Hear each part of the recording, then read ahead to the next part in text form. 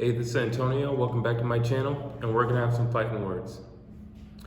So in this video, well, we're here. Let's just start right there. We're here. We had the weigh-in today with Adrian Broner and Jovanie Santiago. There was some drama, a little bit of controversy going on. As we all know, Adrian wanted to come in and he said he was gonna reclaim his title and reign supreme as a champion at 140 pounds, which is junior welterweight. However, things being what they are, he could not make the weight. So Adrian came in at 146, while Santiago came in at 145. I gotta be honest with you, Adrian has not had the best of circumstances or showouts at 147 or welterweight. We'll just leave it at that, at welterweight. And this could be no different. It tells me a lot. It tells me that he was so far from weight that they had to bring him to the next weight class, and he barely made that. He didn't look too healthy on the scale. He looked very depleted, very dry, very unenergetic, not his usual self, which is always telling. It lets you know exactly how much weight a man had to cut, or anybody had to cut for that matter. I don't know.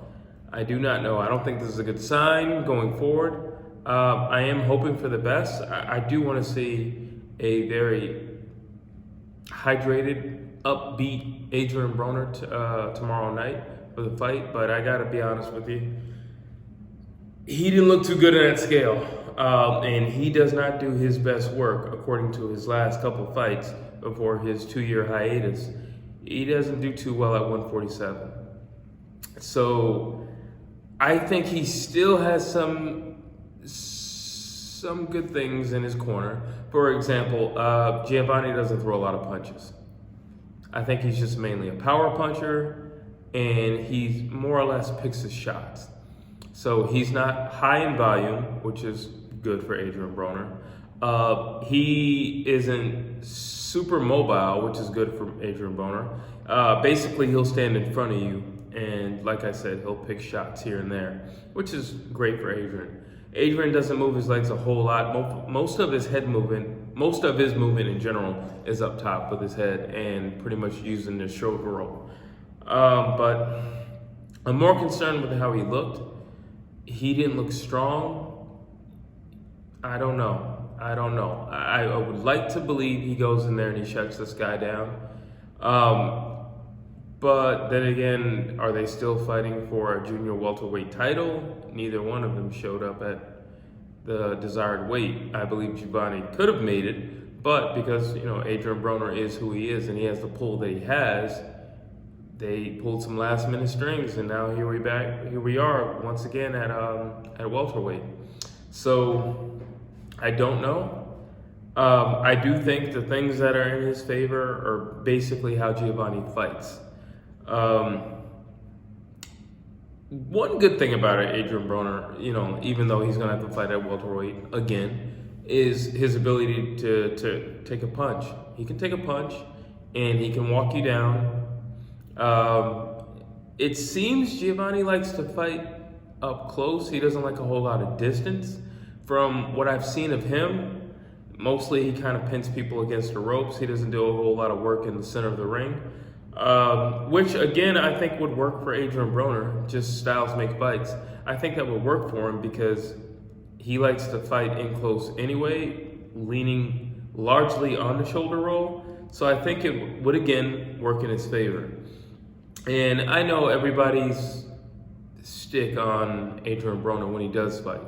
Will he let his hands go? I don't know. I mean, he didn't say a whole lot during the press conference either to reaffirm that he's new and improved, or reaffirm that, he's gonna do something different in this fight. So I really can't even go by that as well. All I have to go by is, he's back in the ring, and unfortunately he's fighting at welterweight again. So it's not a whole lot to go by. But like I said, styles make fights, and the way Jovanie fights, I think it largely favors Adrian Broner. So prior, I was saying because they were going to fight at 140. Now, since they're back at welterweight, I don't know how big Jovanie walks around. So, he didn't look like he had to lose a whole lot of weight. I mean, he still looked like he had some liquid in him. He didn't look like he was struggling to make that weight. It looked like he went out and got a burger, actually, and then showed up for the weigh-in. So I don't know how he carries his weight. I don't know, because originally I was saying, well, if they're going to fight at junior welterweight, Adrian would be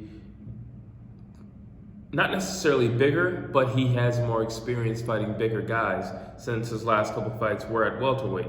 But that is now gone and off the table, so I really don't know, to be honest with you. Like I said, what favors Adrian favors Adrian. Jovanie picks his shots. Jovanie likes to fight on the ropes. Jovanie doesn't have a whole lot of footwork. He's pretty stationary. So, like I said, all those things work in Adrian's favor. So I'm not saying he's lost this fight. What I am now saying is I don't know if he wins this fight by a knockout. I don't know if we're going to get a highlight reel. Adrian does have an ability to take a round or two off when he's tired. So I really don't know. I really don't know. Now we're back at 50-50, in my personal opinion. The one thing that I was giving Adrian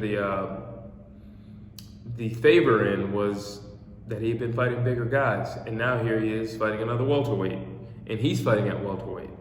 So I don't know. I see him winning a unanimous decision, but I don't see it being as easy at this point, to be honest with you. So I'm excited to watch. I'm excited to see his return back to the ring.